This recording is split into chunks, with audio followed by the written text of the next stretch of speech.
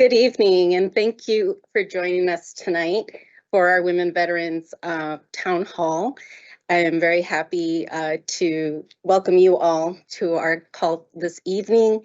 And we have a lot to share with you this evening.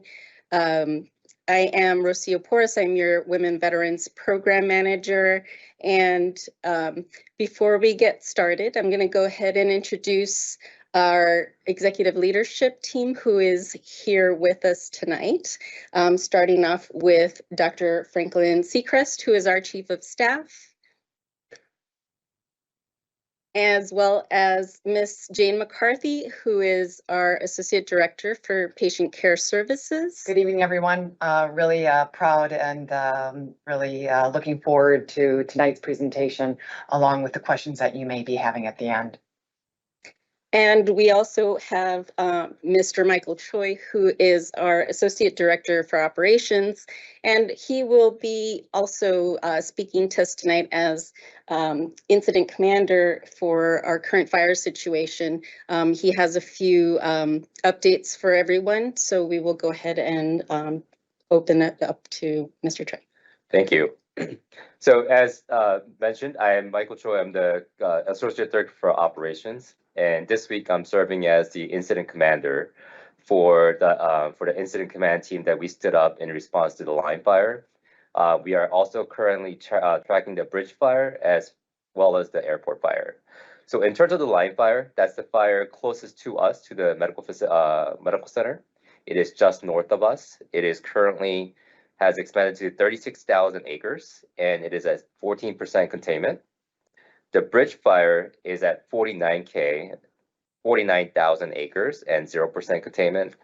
And the airport fire is at 23,000 acres and at 0% containment. Patient safety is our utmost priority. We are taking multiple measures to ensure our vulnerable patients in that impacted areas are safe and able to reach us if they need medical assistance. We are sending out vet text messages. These are text messages you receive if you are a vulnerable patient living within the evacuated or evacuation warning zones of these fires. You should receive these messages once a day. Once you receive the message, if you are in need of assistance, please put Y1. That is the code for I need assistance. And someone on our team will receive that message. Your information will be passed off to a social worker. They will contact you and ask you what is it that you need. We will do the best we can to provide resources to you so that you are safe and you are taken care of. In terms of shelters, so there is a shelter in Victorville. There's also a shelter in Fontana. We have contacted both of the shelters, asking the shelter administrators that if there is a veteran that comes into the shelter, they can give us a call. We gave them a direct line that they can reach us at, so that if there is a medical need, medical coordination, or pharmacy refills that you need, they have someone that they can reach out to us. There's a direct line, and we can coordinate that for you. Lastly, we are a safe place. So we are continually measuring air quality and fire situation around the main facility and at the ECC. If you have appointments, we're still holding appointments. We are fully operational. And if you have any questions, you're welcome to reach out to your care team. In terms of information that we send out, we put out information every day, usually towards 4 o'clock in the afternoon, between the hours of 4 and 5. We put out all information on social media through Facebook and X. So if you have any questions, again, you're welcome to reach out to anyone that you're usually reaching out to for information. But if you would like generic information about the status of the facility and what we're doing, that will be available on Facebook. Thank you. Thank you, Mr. Choi. All right, so I also want to acknowledge that today, 23 years ago, we all experienced the tragic events of September 11th. And I would like to dedicate just a moment to remember those that we have lost in both the day of and in the wake of. For many of us, those are stark reminders of why we do what we do. And so we want to give that pause just now.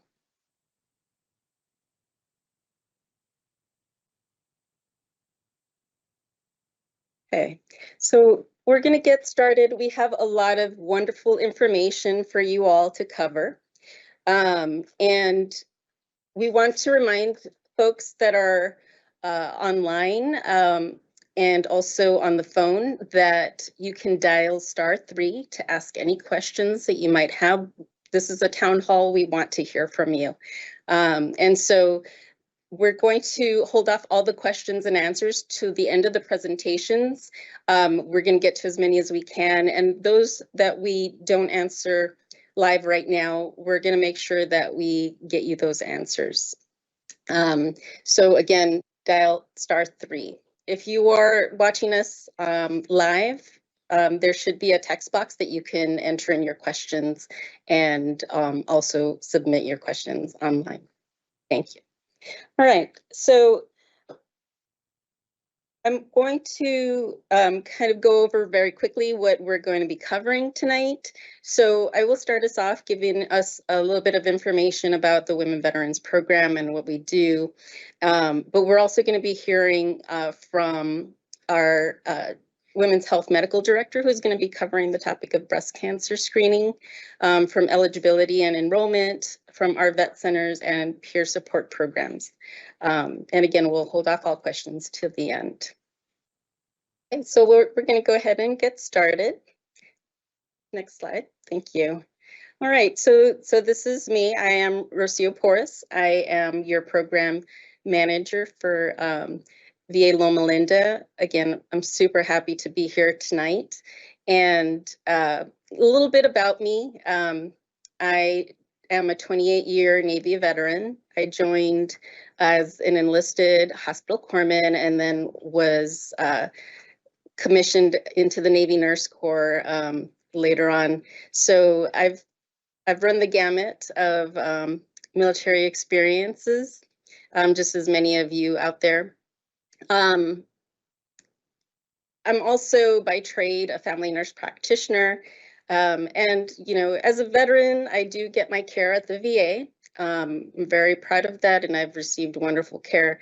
But I also know that sometimes it's a little difficult to navigate our system. And so part of what I do here is to help with that. I help with be your advocate and help you find those resources that sometimes we don't even know about. An abundance of resources available. So we'll talk a little bit about those as we go on. Next slide, please. All right, so women in the military experience the same types of injuries that our male counterparts do, right?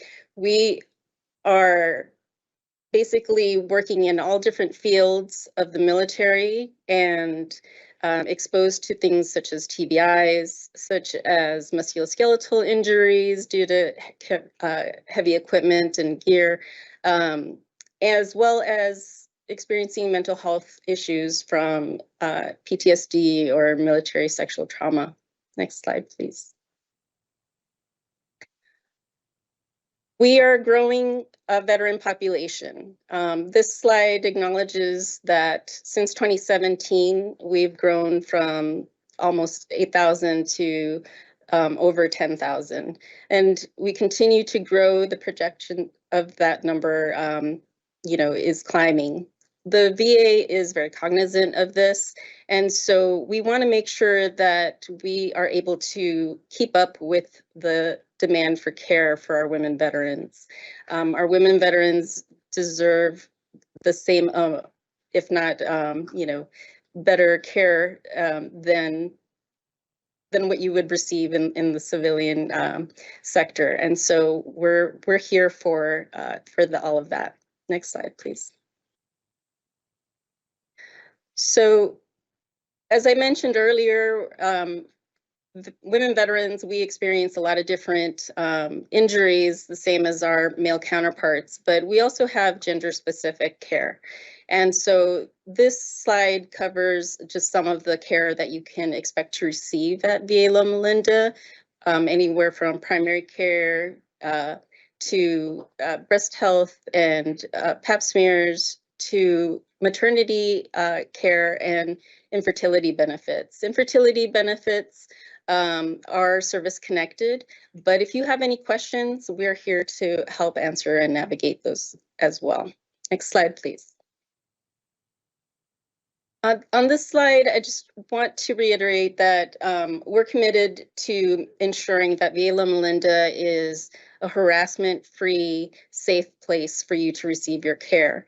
It is utmost important to myself as well as to our facility that we earn your trust and that we are able to provide you with the care that you deserve. And so please report any situation where you might feel unsafe for any reason to the number that's listed on the slide, or feel free to call our program at the Women Veterans Program number, and we'll be happy to assist you with that as well. Next slide, please. So in a nutshell, I do a lot of different things. I wear a lot of different hats. However, my main goal here is to be your advocate, to be a champion for our women veterans, and to ensure that we're providing the care that we all have earned, to be able to acknowledge your service, and to make sure that we are getting the care again that that the VA Loma Linda is proud to deliver. Our numbers are listed on the slide. Again, my name is Rocio Porras. I'm your Women Veterans Program Manager. Dr. Sharon Jamie is our Women's Health Medical Director, and not listed on here is our Program Support Administrator, Miss Ashley Bear, who will likely be the first voice that you hear. But please give us a call if you have any questions about resources or about navigating the system, or any concerns that you might have, or even if you have suggestions for how we can make things better for you. All right, with that, next slide, please. I'm going to turn it over to Dr. Sharon Jamie, who will be covering the topic of breast cancer screening. Thank you, Rocio. And we are very excited to have you on our Women Veterans Program team, and look forward to all the new opportunities that we can help the women veterans. So thank you for joining VA Loma Linda. So we're going to talk about breast cancer screening tonight. And if you're not aware, but October is Breast Cancer Awareness Month. So we thought it would be appropriate to get a jump start and understand why we do the screening. Breast cancer is the most common cancer diagnosed among women in the United States. It's the second leading cause of death from cancer among women. Only cancer from the lungs kills more women each year. Next slide. So the American Cancer Society estimates for some breast cancer statistics in the US from 2023 shows almost 300,000 new cases of invasive breast cancer will be diagnosed in women. About 56,000 of new cases of ductal carcinoma in situ will be diagnosed, and about 44,000 women will die from breast cancer. So that's the statistic we're trying to prevent. The median age of diagnosis for breast cancer is 62 years old. Only a very small number of women are diagnosed with breast cancer younger than the age of 45. So mammograms, in this chart, it shows the prevalence or the percentage of women that are 45 years and older that actually get mammograms.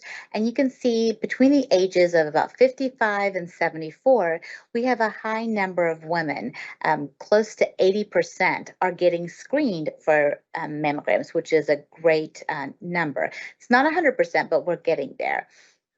And in the age groups of 45 to 54, so the younger aged women, we're only at 54%. So we really want to try to increase that number of screening and education of how we can start at a younger age for screening mammograms and preventing and saving lives. Next slide, please.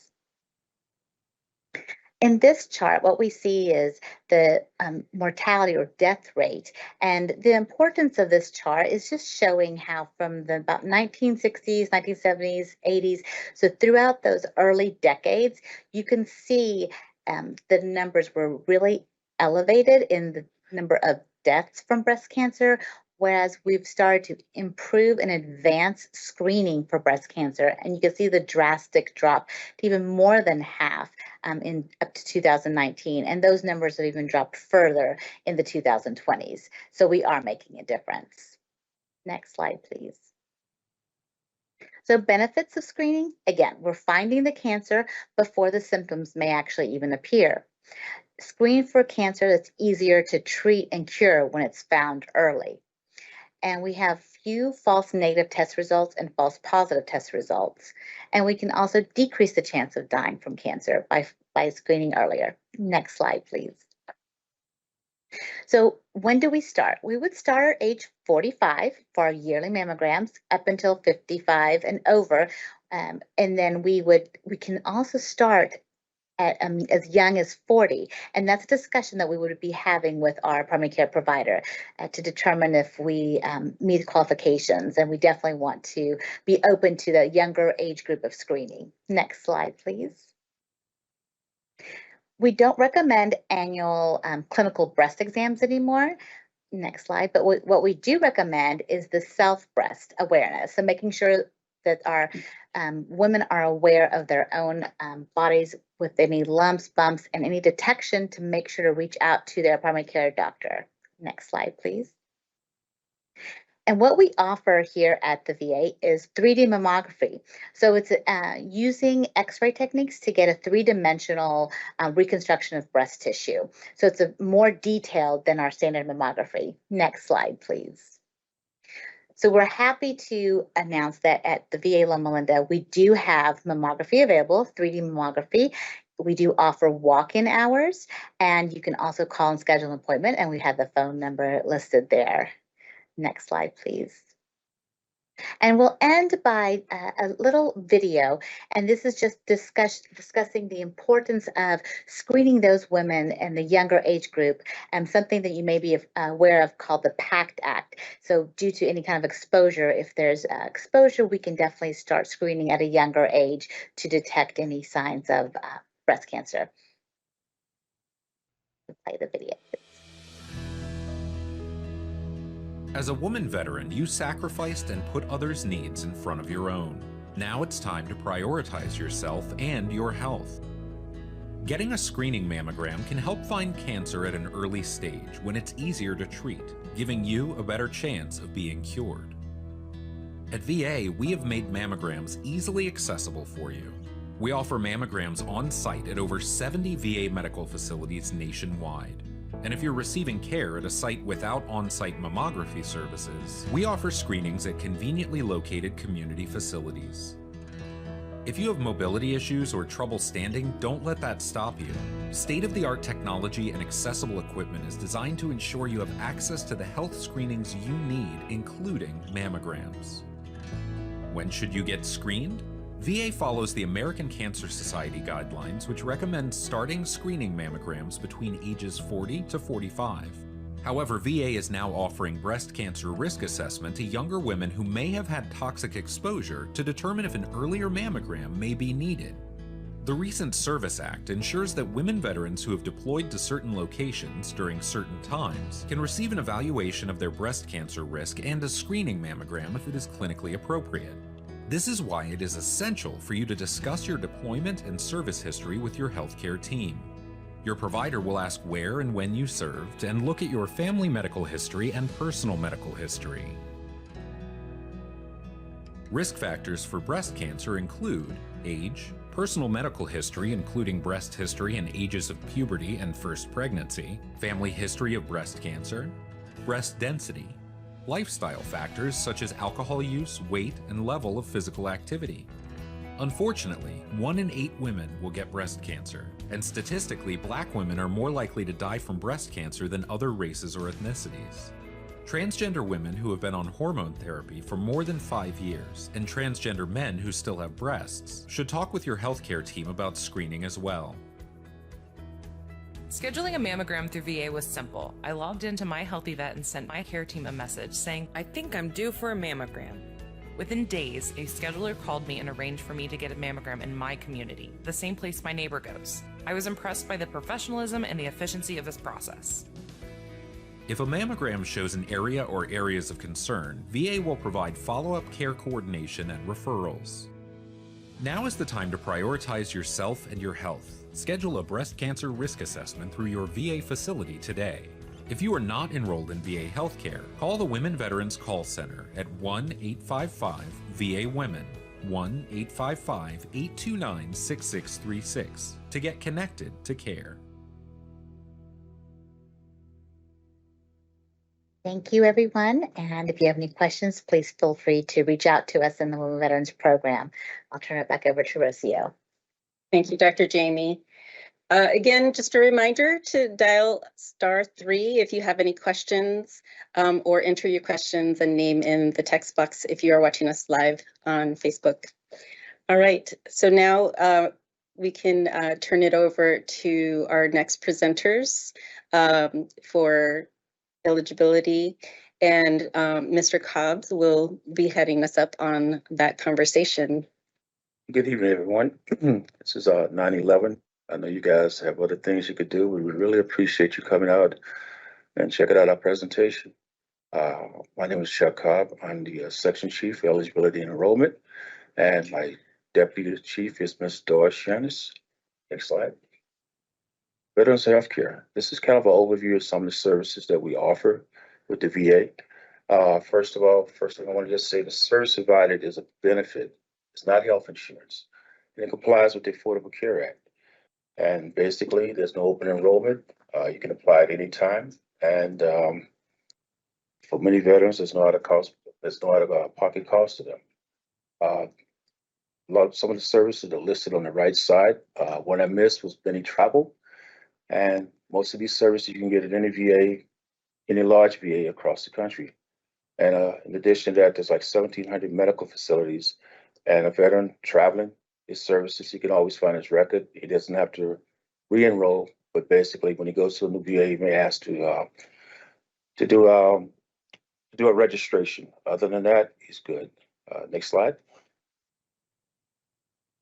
Okay, we looked at how is the VA meeting women's needs, and they're unique.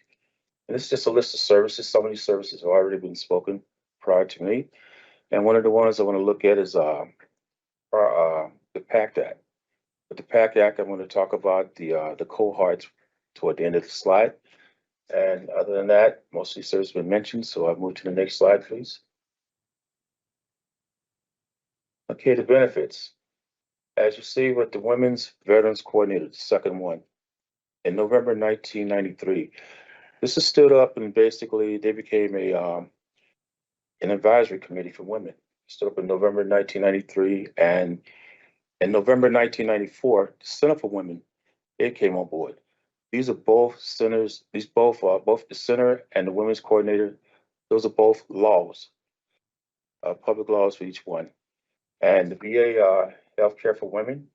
At each VA, they have a women veteran program manager, like our first speaker. At any VA, they can give you assistance and advocate for women. And next slide, please. Now, in order to get services, you have to be eligible. But here's the basic criteria. If you enlisted and you came into the military prior to September 7th, 1980, you needed one single day to qualify for VA benefits. If you came after 9/7/1980, you need 24 consecutive months. For officers, if you came prior to November 1st, 1981, November 16th, 1981, you need one single day and you qualify. Okay? Qualifying your character of service. To be eligible for these, if you have an honorable, on the honorable conditions, a general, you have no problem applying for VA benefits. If you have something different, like a dishonorable, you can also have an appeal process, and there's a number there, 800-827-1000. They can take a look at it. Next slide. 4 ways to apply.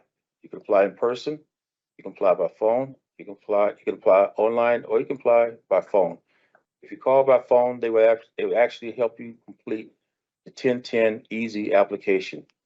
And you can also get in all the anything that you had regarding the TARE Act, questions about burn pits and those items that can come aboard. You can have all those listed. All right, next slide. Okay, I want to talk about the cohorts 1, 2, and 3. Next slide. Cohort 1. This has to deal with your exposure. What were you exposed to? Was something in the air? Was it a chemical? Was it occupational? Was it radiation? Or was it chemical warfare? That was all on the and matter of fact, cohort means people in a certain population. And also the TARE, that's toxic exposure. It's toxic exposure. Related activity. Related activity. Related activity, excuse me. Next slide. Cohort 2. Where's your location? These are the different locations. And some of these dates, you may say, I wasn't here or I don't see where I was at. But it goes all the way back to Vietnam, to Agent Orange, with the new PACT Act that came out in March, PACT Act 103. And the two locations, different locations are there. Okay, next slide. And the last one is a theater of operation. If you was in any of these operations, right, if anti-terrorism or counterinsurgency, it's listed under these, but these are not the only ones. So please contact us and please apply. And with that, I will give it back. Okay. Thank you, Mr. Cobb. All right, so that was really a lot of information. Just a reminder that these presentations will be eligible for review later on since we are recording. Okay, so our next presenter is Ms. Yesenia Covarrubias from our vet centers, who's going to give us a little bit more information on some of the resources and availability of mental health services that they have. Good afternoon. My name is Yesenia Covarrubias, and I'm here to share a little bit about the Vet Center program. The Vet Center program is rooted out of a long history, and if we can go on to the next slide. Next slide, please. It actually was initiated back in 1979. It was actually started with the Vietnam era veterans. And unfortunately, as many of us know, it was not a good process for them. And it started with veterans connecting with veterans to process a lot of their trauma. And it came about in a time that was very challenging for them. And it started only with Vietnam veterans, but over a period of time from 1979 to today, it's actually evolved over a period of time. It initially was for Vietnam veterans and has since opened up for military sexual trauma victims, along with so many other changes. Next slide, please. The Vet Center program is, as mentioned, part of the VA, but the VA system is actually really large, as we all know, and can be a little bit daunting as I experienced myself when I got back from being deployed. We're actually part of the healthcare piece. The difference between that is that we're not actually at the hospital, we're in the community, and we're more community based. Here in the Loma Linda VA Medical Center actually supports 4 Vet Center locations, and that's going to be provided at the end of this presentation. Next slide, please. So what is the Vet Center? What do? We provide counseling services. We do individual, group, marriage and family counseling. Provide a safe, confidential location. We provide services. We have counselors, both male and female, who have experienced military combat themselves. Many of who have served in various arenas in the military. One of the things that makes the Vet Center so unique is that many people that work within the Vet Center are veterans themselves. So it continues to be that vet-to-vet program. It definitely has a lot of flexible hours. It's a little bit more accessible. There is no cost to the veteran or the family. It's as needed when needed. One thing that is not noted on here, which is very, very significant for our program, is that it's completely confidential, that even though we're part of the VA itself has no access to our records, which makes it even more more of a value for many people that don't seek services because of that notion of access to care or being viewed through other means and so forth. So individuals that are working in certain capacities, law enforcement and so forth, or even working within the VA or so forth, that is an avenue that may be more possible for them as well. So next slide, please.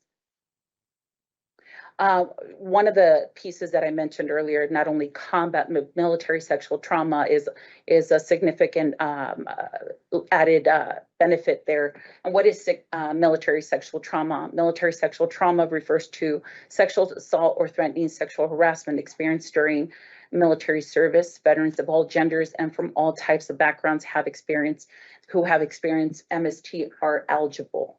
Now, there's significant details in this presentation, but due to a lack of time, I'm going to cut it short. It's not based on whether active duty or not. It's actually open reserve, National Guard. The notion of just having MST or reporting MST makes you eligible. That's another significant piece, as well as open to active duty. The Vet Center is the only area within the VA that offers supportive services for active duty as well. Next slide, please. In addition to services for combat and military sexual trauma, we offer bereavement counseling services for those individuals that have lost loved ones in the military. As I mentioned earlier, the Vet Center program is evolving.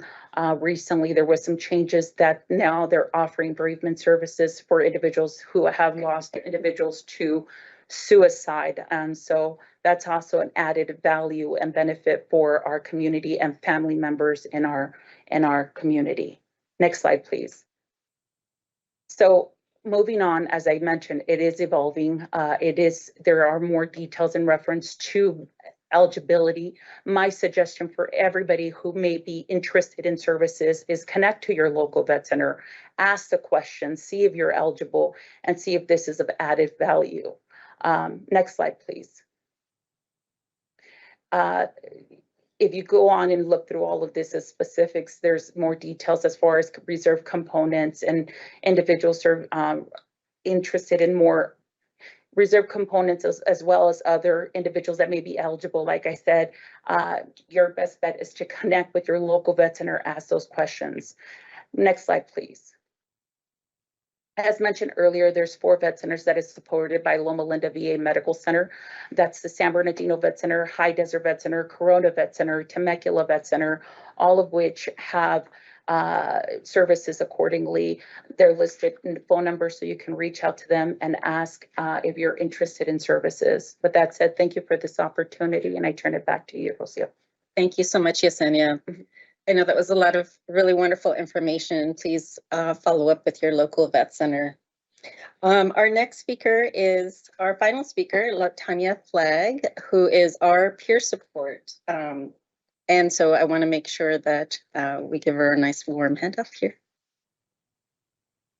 Hello, my name is LaTanya Flagg. I am a certified peer specialist.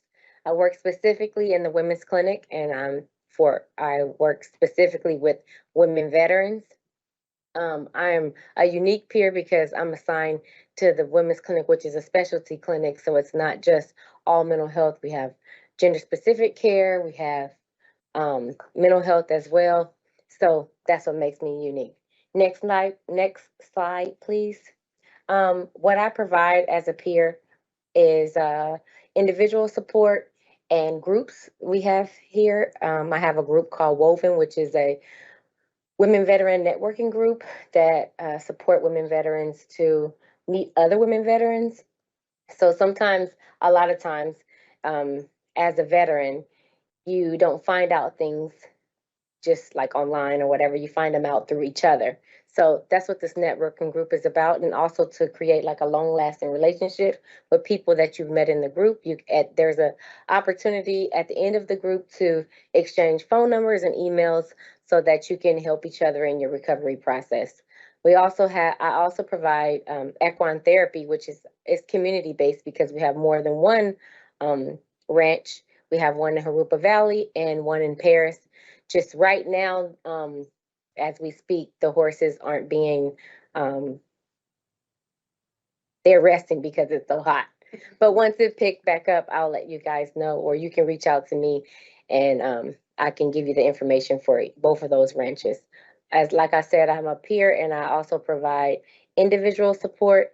That means, for example, if you need some VA navigation, because like Yesenia said earlier in her presentation, and like I've experienced as a veteran as well, it is very hard sometimes to navigate the VA system.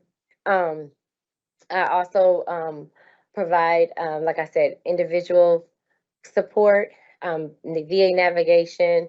It's my job to advocate for you, to provide resources to you, to show empathy and just support you in your recovery process, however that looks.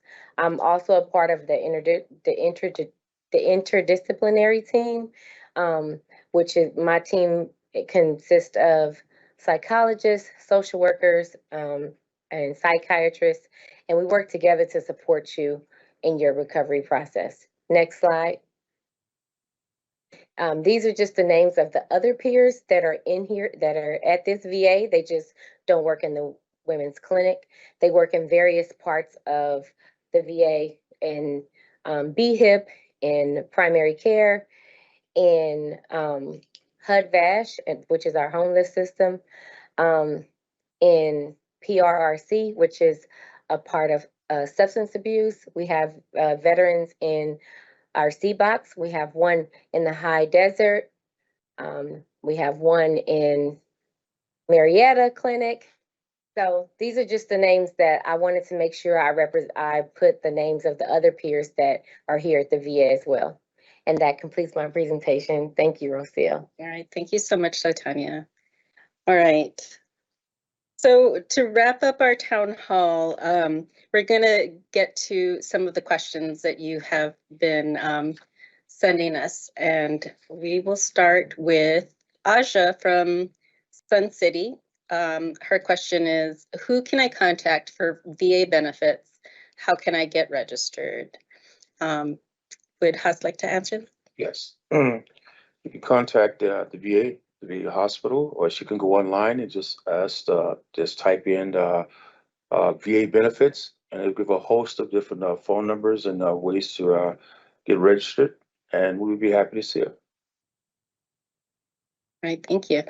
And our next question comes from Elena from Beaumont. When or where is there a vet center coming to Beaumont Banning area? Great question. Unfortunately, I don't make those decisions. However, the closest vet center to Beaumont is the San Bernardino Vet Center. So feel free to grab my contact information that is included in the slide and give us a call at the San Bernardino Vet Center and let us know how we can be of service. We do virtual, and we do over the phone sessions. So with the, one of the pluses with the pandemic, I know there was a lot of negatives, but one of the pluses of the pandemic is this ability to be able to do virtual and phone sessions if possible. So that opened it up. So that's a viable option if interested. All right, thank you. Our next question is from Winnie. She's online. And her question is, will the Saturday appointments be available again? I'm going to actually defer this to Dr. Jamie. And that's a great question, Winnie. We did have that before in the past, and it was a great success for our women veterans. And hopefully in the near future, we would be able to have that as an opportunity for those women that aren't able to come during the work week due to childcare issues or work or personal reasons. We definitely want to make sure that we have extended hours, evenings, and Saturdays to be able to reach out to as many women veterans as we can. So thank you for bringing that up, and we will definitely look into that and hopefully have some more information for us in the near future. Thank you. Our next question comes from Patricia from San Bernardino. How do I enroll in My Healthy Vet? How do I change my name within the VA? Mr. Cupp?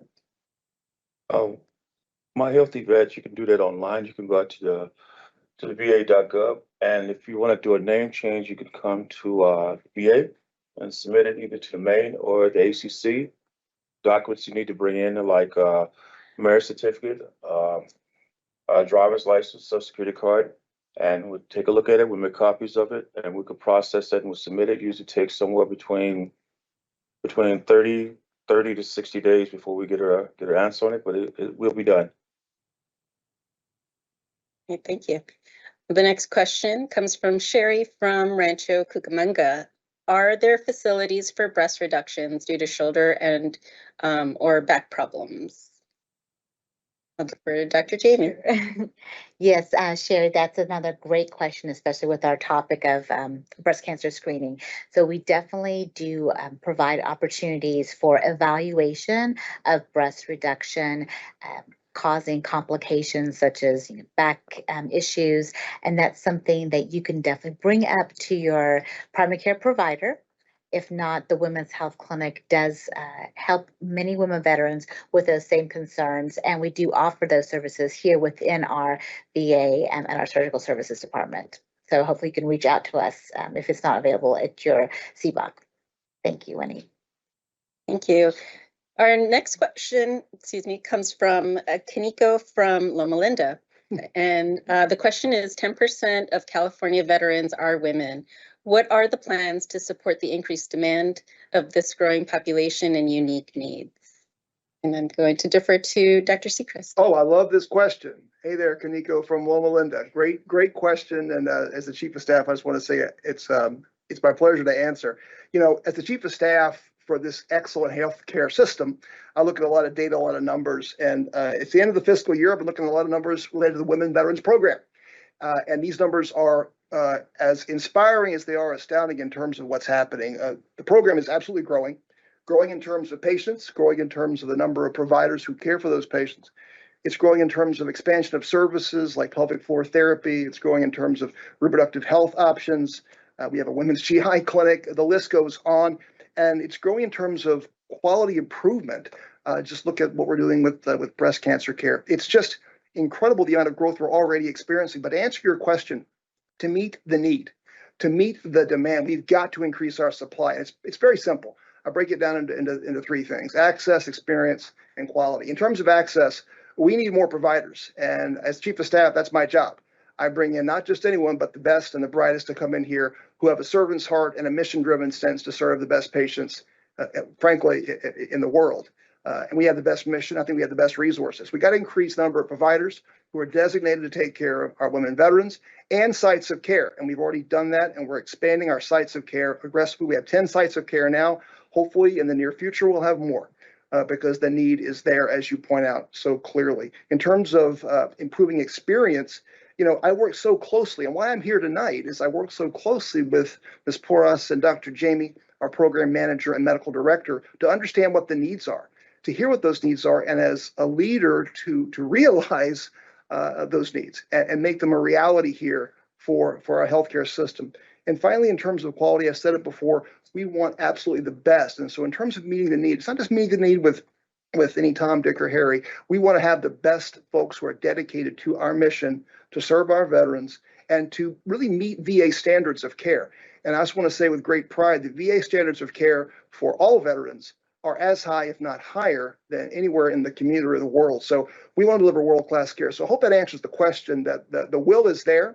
We're going to increase access. We're going to increase experience and quality because, frankly, that's what we have to do to continue to serve at the highest level. And that's my simple answer, Ms. Poor. I couldn't have said it better myself. Thank you. All right, our next question comes from Wendy from Big Bear. She's joining us from Facebook Live. Her question is, I'm in Big Bear and postal services have stopped. How can I get refills, specifically my inhaler? And I'll defer to Mr. Choi. Thank you. Great question. So these are one of the key aspects that we covered during our incident command team meetings. There are two options. So the first option, I'm going to ask our administrator to put a phone number back on the chat if they're able to, is 909-777-3259. That is the number to our outpatient pharmacy. You can call the outpatient pharmacy. And also, if you're signed up for My Healthy Vet, you can message your team. We can get back to you. If you aren't able to, you can call 909-825-7084 and and then we can transfer you to the call center where they can pass along a message on your behalf to your team. And we can set up a prescription for you to have it picked up by a pharmacy that is still operating in your area. Now, I understand with the fires and the closure, not every pharmacy that is near your house or where you are staying may be open. We will work to find the pharmacy that is still operating and that carries your medication, and we will set up your prescription to be picked up at that location. But the first step is to contact us and let us know that you're in need. Now, conversely, we also have vet text messages going out to our vulnerable patients that are in the fire impacted areas. If you receive that message, please hit Y1 to indicate that you are in need of assistance. And at that point, our social worker will reach out to you and you can relay your pharmaceutical needs to the social worker, which we will relay to your care team. Thank you, Mr. Choi. And our next question is from Wendy, who is online. Why is there such a high turnover in doctors? And I'll defer that to Dr. Sechrest. Oh, Wendy, what a great question. First of all, I want to acknowledge that has been my early experience when I came to VA Loma Linda about 3 years ago. And the simple answer is there should not be. High turnover in doctors is bad for patients, it's bad for the doctors, and it's bad for business. And so as the chief of staff, I take care of the staff, and I want to make sure, and it's my absolute priority, that we hire the best staff. We attract them, we hire them, and we maintain them. That's really critical, I think. And it starts with hiring the right providers. And you've got my absolute pledge that I am focused on hiring not just staff, but the best staff, the staff who earnestly want to be here, to be a part of a mission-driven healthcare system. And once they're here, to listen to them and to give them the space, the resources, the personnel, and all the support they need to be successful in their job. Because in my experience, everyone really wants to do their best for their patients. And we've just got to do a great job of giving them the support they need. And that's really what it comes down to.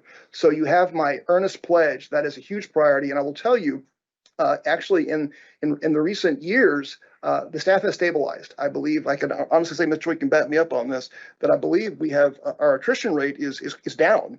And we are having a lot more success with retaining staff because of what I just explained. We're really focused on hiring the best and then supporting them once they get here so they can support you in the best way possible, again, exceeding all community standards. Thanks for the question. Thank you. All right, and our next question comes from Patty in Hemet. How can I get a primary care doctor at the Hemet Clinic? And I'll defer that to Mr. Cobb. Okay, if you want to get a primary care doctor, there's several ways you can do it. One way the veterans have been doing, they've been actually calling the patient advocate's office and just saying, hey, I don't have a primary care and I would like to have an appointment scheduled. And you give them a location, Hemet. If we can't get Hemet, we'll try to arrange for you to have it at Marietta. So it's about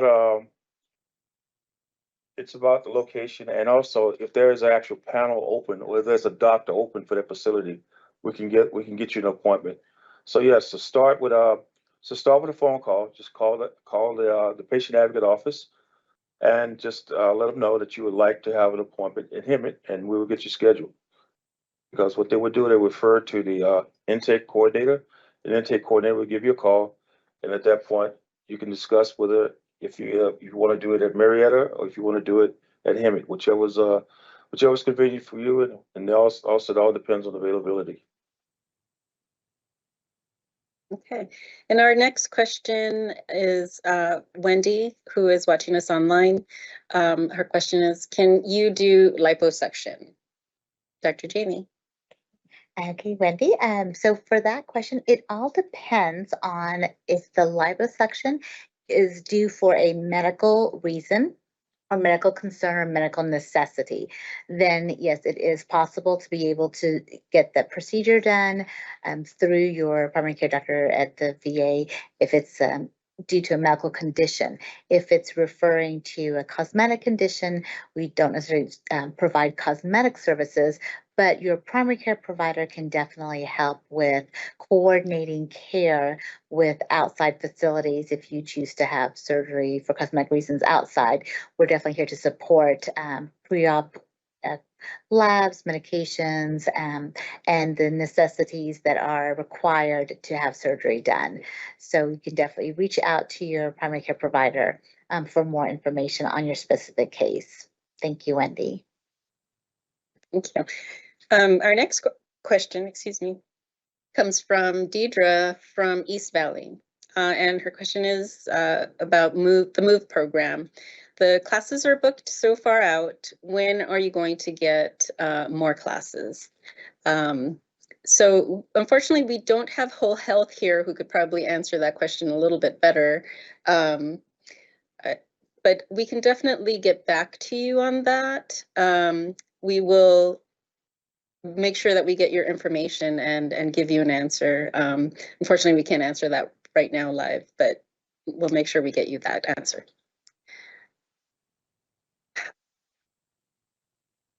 And this next question is from Maria from Temecula. How do we obtain referrals?